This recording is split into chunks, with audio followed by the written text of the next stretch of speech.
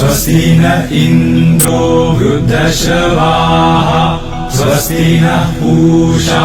विश्ववेदाः स्वस्ति नस्ताक्षर्यो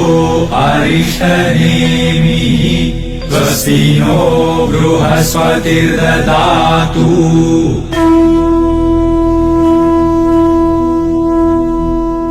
सहस्रशीर्षा पुरुषः सहस्राक्षः सहस्रपात् स भूमिम् विश्वतो भूत्वा अत्यतिष्ठद्दशाङ्गुलम् पुरुष एवेदकम् सर्वम् यद्भूतम् यच्च भव्यम्